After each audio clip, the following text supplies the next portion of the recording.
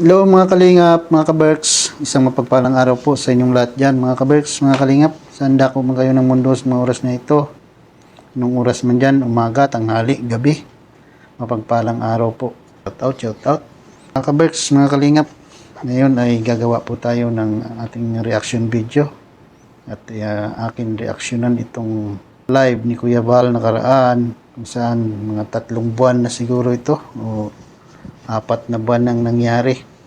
Ito'y tungkol sa mga wakwakers, no? Kanyang hinulaan o sinabi. Ito ay kasagsagan ng mga pangyayari kung saan tapos ang Danjoy, no? Kung saan iba-ibang mga reaction at mga opinion ang nagsilabasan. So noong time na yon mga kaberks ay ang dami mga issue hanggang ngayon ay minsan ay nababanggit, nauulit o napag-uusapan.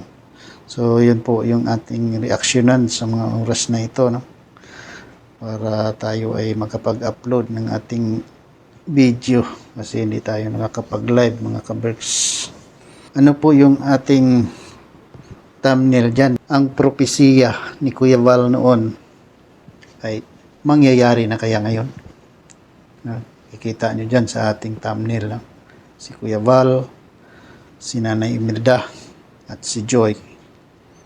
Pero ang re-reactionan ko dito ay si Kuya Val, yung kanyang sinabi noon na kung saan ay ito ay tungkol sa mga wakwak at kay Nanay Imelda, no? So, bago po ang lahat ay shout out sa ating founder ng Kalingap, Kuya Val, Ate Edna, Kalingap Rob, at sa lahat ng mga Kalingap partners sa ating community, Kalingap community, buong Kalingap community. Shout out sa inyong lahat yan.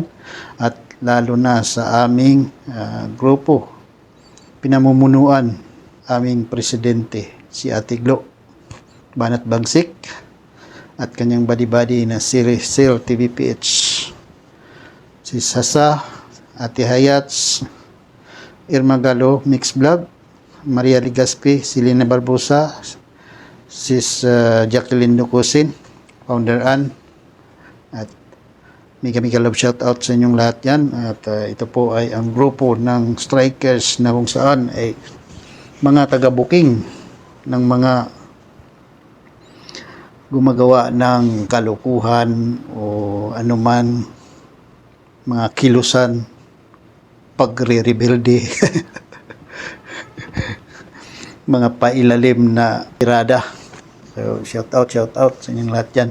So ano po yung ating reaction video? Ito po ay yung tungkol doon sa sinabi ni Kuya Val na itong mga wakwak ay dapat nating bantayan.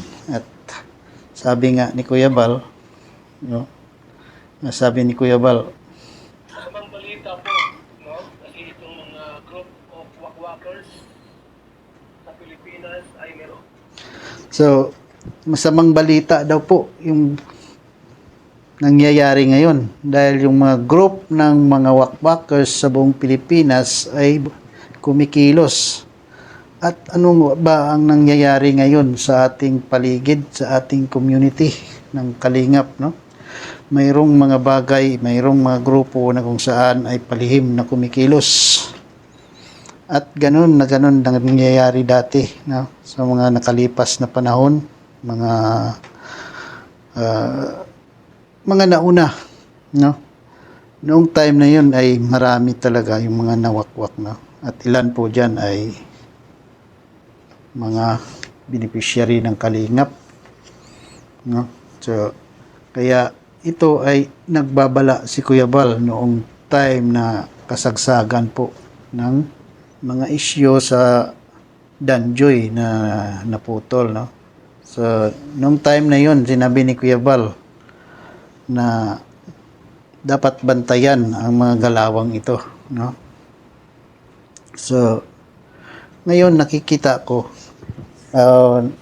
na pag-isip-isip ko yung mga pangyayaring ito na kung saan ay ito po yun ay pinatungkulan ni Kuya Val nung time na yun si Nanay Imelda at ang pamilya, no? Kung saan ito po ay kanyang naitapik dahil nga sa mga pangyayaring mga wakwakan. niluluto Ah, na ha? panlinlang at pangwawakwak. Yun ang sinabi ni Kuya Bal, no? Nung time na yon na may niluluto na plano pagwawakwak. Ah.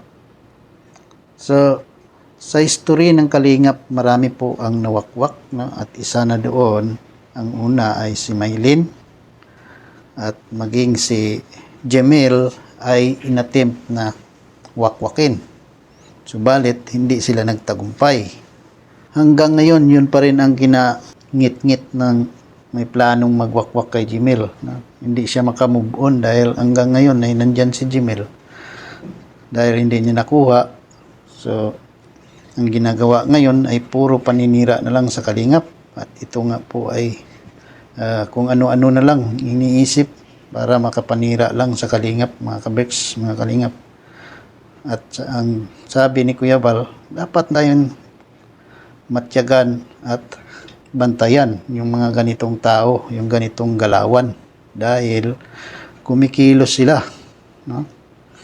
At isa pa yung mga na-attempt nila na wakwak ay si Erika, no? Dala rin ng wakwak. Si Medit, lumabas din sa Kalingap dahil din sa pangwawakwak. Oh. Ngayon, nasaan na ba sila? Di ba wala rin nangyari sa kanila? Balik sila sa kung ano sila. No? Si Erika, medyo okay ang buhay dahil patayuan ng bahay at andyan ngayon. Medyo okay yung buhay. At si Medit naman, ang balita ko ay bumalik sa dati sa pagpatitinda ng leche plan. Hindi ko rin sure. Kasi hindi naman ako nakasubaybay doon sa kanya. So, ilan po yan sa mga nangyayari na nawakwak, no? Sa Kalingap. At isa pa dyan, si Rina. At isa nga din ito sa halimbawa ni Kuya Bal, si Rina, no? Kung saan ay tuluyan na wakwak. At ano po ang sabi ni Kuya Bal dito? Kawawa po si Rina, mga kaibigan, no? Talagang iniwan po nila sa ere. Sa Kalingap po ay nag-aaral po yan. Totoo po yan mga Kalingap. Alam po natin naman yan, no? Na si Rina ngayon. Ano ba ang kalagayan ni Rina ngayon? Grabe na. Halos wala na. Baka hindi na marunong magbasa yun. Ginawa nila ng channel ngayon si Rina dahil wala nang mga sponsor. Wala nang ilang kinikita. So, ano ba ginawa nila kay Rina noon? Pinangakuan nila ng bahay, sasakyan, at kung ano-ano pa. Pinangako nila. Doon kay Melanie, no? Si Melanie ang kanilang winakwak dahil si Rina sa pangangalaga ni Ruda. Pangangalaga ng Kalingap. So, maayos ang kalagayan ni Rina noon nung sa Kalingap pa. Subalit nung nawakwak, ano nangyari? Balik sa dati. Yun ang nangyayari sa mga nawakwak. Ang mga sponsor, nandyan lang yan. Pero pagtapos ng kanilang kailangan at yan ay hindi na kumikita sa kanilang paggagamit sa content, siyempre, unti-unti yan mawawala ng sponsor. So, yung mga nangwawakwak ay yung hangad lang naman nila ay para sa kanila din. Kung saan, kita mo, yung bahay na pinatayo nila kay Rina, hindi rin naman naibigay. Kung nakatira man si Rina doon, nakitira lang siguro yun. At hindi naman totally sa kanya yung bahay na ibinigay. Dahil yung mga wakwak ang umuwi doon. Pag nakauwi doon, sila ang magtatao doon. So, Nag-aaral si Rina. Pinayusan, binahayan, pinakain, tiniruan. Ay yung ina po'y nawakwak. At yun din po ang So, di ba? Yung unang ginapang ng mga wakwak ay itong si Melanie. Kaya nakuha nila si Rina. So, may tendency na ganito rin ang mangyayari dito kay Joy. Ginagapang ng mga nagpaplanong wakwakin ang kanyang nanay. si Nanay Imelda. At ito na nga po yung sinasabi na ni Kuya Bal na dapat natin bantayan dahil unti-unti na siyang ginagapang ng mga wakwak eh. No? Hindi naman natin sinasabi na siya ay nawakwak na, pero nakikita natin yung mga palatandaan, yung mga sign ng mga nangwawakwak, no? Sa mga nawakwak sa kalingap, nandyan na yung sign. Ba? Nung si Melanie, nung ginagapang siya, nung una maayos siya. Pero nung bandang huli, nung mag-birthday si Rina, may 1 milyon na cheque. O nasaan na yung 1 milyon cheque niya? Patayuan ng bahay, bibigyan ng sasakyan. O nasaan na? So, yun din ng mga pang-akit ng mga wakwak. No? Kung saan ay lahat ay gagawin. Pa lang ay hinulaan na ni Kuya Bal. No? Saan nagbabala na si Kuya Bal na dapat bantayan ang ganitong galawan. Hindi nila magawakwak mismo yung beneficiary. Doon sila sa pamilya gumagapang. Wakwakin si Imelda. Oh, Yung ina ni Joy Diwata. yun, no? Ba? Mismo si Kuya Bal nagsabi niya na yung ina ni Joy Diwata. Yun ang ginagapang. Kaya dapat ay pamatyagan. Oh, ba? Sabi ni Kuya Bal. Si Nanay Imelda po. Yun ang plano. Gagapangin at wakwakin. Yun. O, di ba? Doon pa lang eh. Nilaan na ni Kuya Bal. Kaya nga sabi ko eh, ito na kaya ang kaganapan o mangyayari na ang mga sinasabi ni Kuya Bal noong time na yan. Ito, naalala ko lang to eh, kasi inaanap ko talaga itong live ni Kuya Bal na ito yung kanyang sinabi. Dahil yung sa panahon mga nangyayari ngayon, hindi malayo, di ba? Hindi malayo na mangyayari yan mga kaberks, mga kalingap. Dahil nakikita na natin yung mga sign, mga palatandaan, yung mga hakbangin ng mga wakwak ng mga nangyayari noon. So, may tendency na mauulit din ito ngayon. Ba? Anukin ng pera. Yun. Ba? Yun din ginawa nila kay Melanie sa mga wakwak noon. Alokin ng pera. Yung patayuan ng bahay. Yung 1 million na rin ako, nalusaw na. Yun. Di ba? Yung 1 million na yun mga kabarks, kung inyo napanood noon yung birthday ni Rina, di ba mayroon doon na nagsabi na magbigay ng 1 million para sa pagpagamot ni Rina, Patient Lux, at kung ano-ano pa.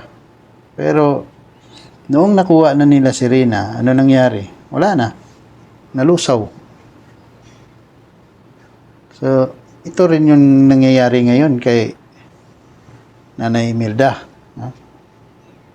Na pinaplano nila na patayuan ng bahay si Joy Diwata. Samantala, si Joy Diwata ay meron na sariling bahay sila, ng pamilya niya. Diba? Pinagawa na ng kalingap ng bahay. O bakit kailangan pa ni Joy Diwata na kailangan pa nila gawan si Joy Diwata ng kanyang sariling bahay. Samantala, yun naman ay nag-aaral pa naman. At ang pag-aaral niya ay sponsor ng kalingap. Di ba?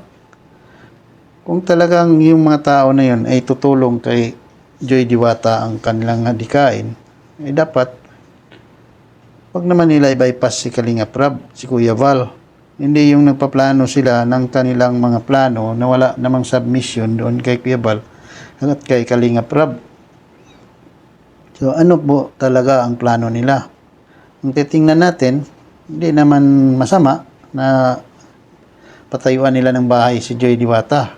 Ang sa akin lang, opinion ko lang, dapat nakipag-coordinate sila doon kay Kalingap Rab o kay Kuya Val. Hindi yung sila mismo ang kumikilos. Kumbaga, parang wala na si Kalingap Rab at Kuya Val. Wala na silang ano doon. wala na silang pakialam doon, no? Nasaan yung respeto? Ay si Joy, beneficiary ng Kalingap. Eh yung mga taong ito ay sponsor lang naman sila. Bakit? Parang sila yata ang gustong masusunod. Nakikita natin yung mga nangyayari noon na hindi mga malayo, mangyayari din ngayon. Dahil sa kanilang mga galawan na ganyan. Dapat kung talagang may respeto at tutulong ng pakay nila, makipag-coordinate sila kay Kuya Bal, kay Kalingap Rab, kung yun talaga ay hangarin nila na tulungan. Huwag yung iba-bypass nila. At magkaroon sila ng sariling plano na ganito. Gaya niyan, namimili ng materyales, hindi alam ng mag-ama. So, anong tawag doon? Diba? Parang binaypass na nila yung founder at yung nag-sponsor noong una. Ay sila, sumakay lang naman sila doon sa pag-sponsor kay Joy. Yung sinasabi ni Kuya Bal na binubuong plano ay nakikita natin na gumagapang na. Kung 1,000,000 tulong kay Rina, nalusaw na po. Yun, no? At yung bahay, kutsi, lahat, ipagamot sa sentro, lahat yan, kung walang natupad. Tama. Wala talagang natupad. Na? Nasaan yung kotse? Nasaan yung paggamot sa St. Luke's? Bakit hindi nila makipakita yung result? Yun ay bukang bibig lang nila dahil nung time na yun ay sikat si Rina. Malaki ang pakinabang nila. Maraming sponsor. Maraming nagbibigay kay Rina. Pero noong nakuha na nila, unti-unti na nawawala. Hindi na nila napagamot. Hindi na napag-aral. Hindi rin naman na bilhan ng kotse. Patayuan ng bahay. O, ba? Ang masaklap noon, bumalik si Rina sa dati. Ang kaibahan lang, itong si Joy ay walang sakit at patuloy ang pag-aaral. Pero saan babagsak ang lahat kung yun ay tuluyan nilang makuha? Ngayon, oo, kasi marami pang sponsor. Medyo sikat pa si Joy, hindi lang medyo sikat, talaga sikat pa siya ngayon. Pero kapag hinawakan na nila yan, ay ano kaya ang mangyayari? Kaya ito yung sinasabi ni Kuya Bal na dapat ay bantayan. Yan ang mga wakwakers. Huwag magtiwala po. No? Tama. Dapat itong mabantayan po. Mabantayan natin ito, mga kaibigan, itong mga wakwak na ito. Dapat talaga mabantayan. Yun yung sinasabi ni Kuya Bal, na kailangan natin bantayan itong mga wakwakers na to. Kasi hindi natin alam, yung mga kilos nila ay pasimple lang. No? Kunyari, nandyan sila, pa-sponsor. Ganyan din naman nangyari kay Rina noon eh. Sponsor, tapos unti-unti, ginagapang yung nanay hanggang sa tuluyan na mawala. So, hindi malayo na mangyayari din ito kay Nanay Imelda. Baga, yung kay Kuya Bal, experience yun, yung mga nakalipas na mga panahon. Yung natutunan doon sa mga nagdaang mga panahon, mga dagdaang beneficiary na kung saan ay ito ay tuluyan na wakwak ng mga mga wakwak. Yung content nila ngayon, Joy. At Yun nga, yun, no? Yung mga content nila, puro joy nga talaga. Kahit na tingnan nyo yung mga channel nila. Noon, wala silang ibang content, wala silang ibang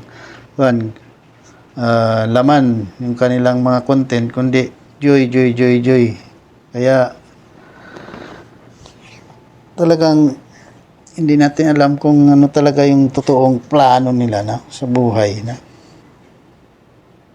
Magaling din talaga itong mga wakwak na to, maggawa ng istorya, gawa ng pakana para makuha nila yung loob ng tao.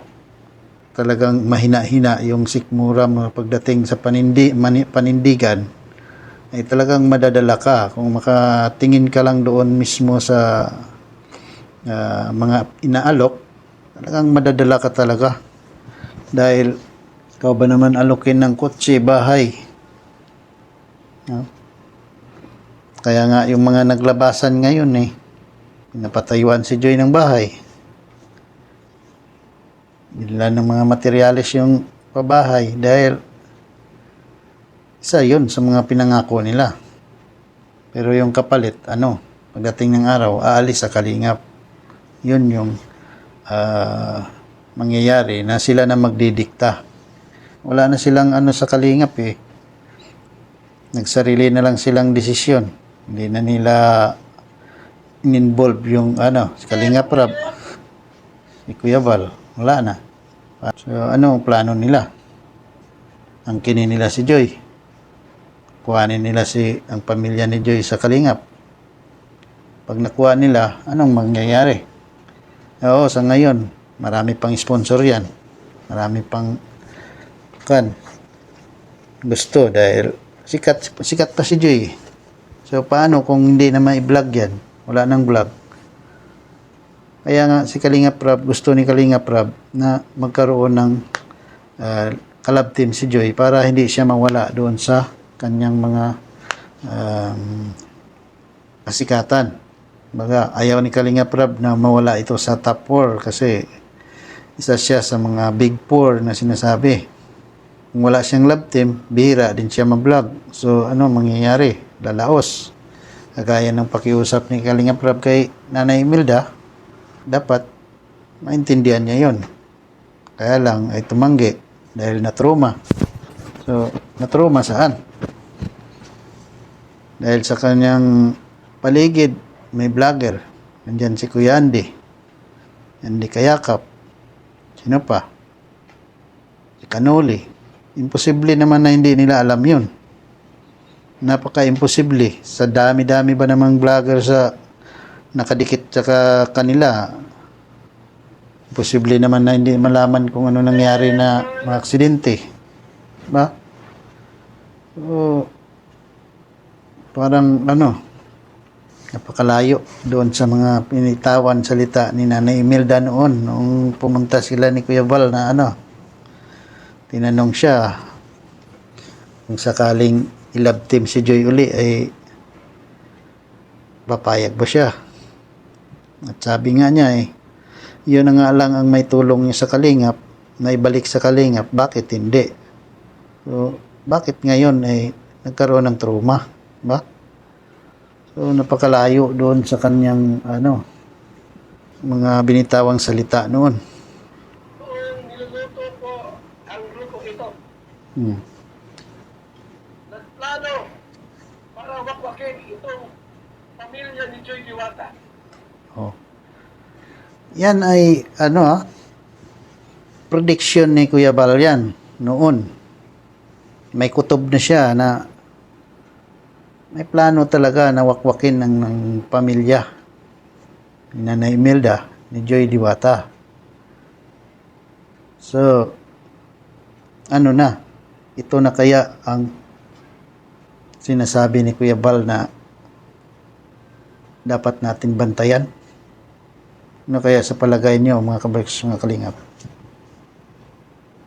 Ako sa palagay ko, medyo nandoon na nakaumang na. Konting konting sundot na lang. Matatangay na nila. Kasi, yun ang yung mga style ng mga mga nawakwak. Unti-unti yun, tumatanggi. Hanggang sa tuluyan ng mapalayo. Magulat ka na lang, wala na sa sa poder ng Kalingap. Alam niyo po, ang kanilang gagawin, mga kaibigan. Sana magtagumpay kayo. Nawakwakin si Nanay Imelda. Ba? Kaya sinabi ni Kuya Val yan na sana matagumpay kayo na wakwakin si Nanay Imelda. Kasi noong time na yun ang sabi ni Nanay Imelda. Na hindi kami Kuya Val magpapawakwak. Hindi kami aalis sa Kalingap, Kuya Bal. Hindi kami aalis. Kahit magpantay na yung aking mga paa. Hindi ako aalis sa Kalingap, Kuya Bal. Kuya Bal, Kuya Bal, Kuya Bal Santos Matubang. Talagang malakas yung lakas ng ni Kuya Bal. Yung pakiramdam niya nung time na yon. Talagang may gumagapang kay Nanay Imelda. At ito na nga kaya yung kaganapan na yon. So, yan mga kaberks na. Abangan po natin yan dahil noong time na yon ay yun yung sinabi ni Kuya Bal. At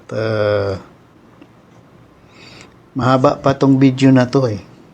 Kaya lang, masyadong mahaba yung ating reaction video pagka tinapos natin ito. Kaya i-attach ko na lang siguro ito sa aking video.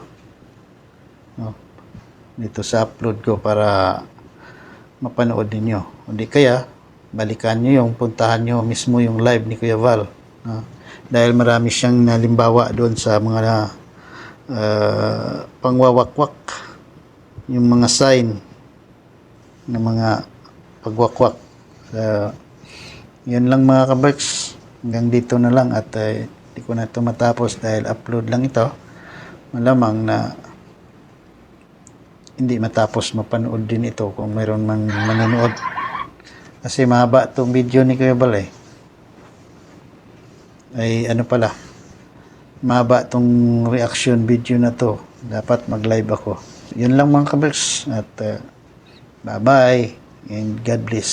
Suportahan po natin ang Kalingap, Kuya Val, Kalingap Rab, Ate Edna, at mga strikers, mga kaberks. Kung saan ay ito po yung grupo ng Kalingap Reactors na sinasabi nilang mga balahura. Pero ito yung taga-booking ng mga tao na palihim na yung gumagapang sa Kalingap, sa loob ng Kalingap.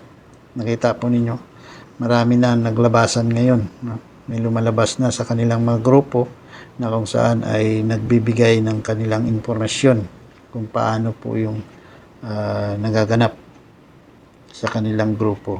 So, yan lang mga kaberks. Suportahan po natin ang mga strikers. No? At Kuya Bal, ang programa ng Kalingap. Manatili po tayo sa Kalingap at patuloy natin itong pamatyagan yung mga pangyayari ngayon sa paligid, lalong-lalo na dito sa pamilya ni Joy Dibata. So, yun lang mga kaberks at bye-bye. God bless and see you next upload in live video. Masamang balita po, no? Kasi itong mga group o wakwakers. Kaya po yung mga wakwak, huwag niyo paniwalaan yan.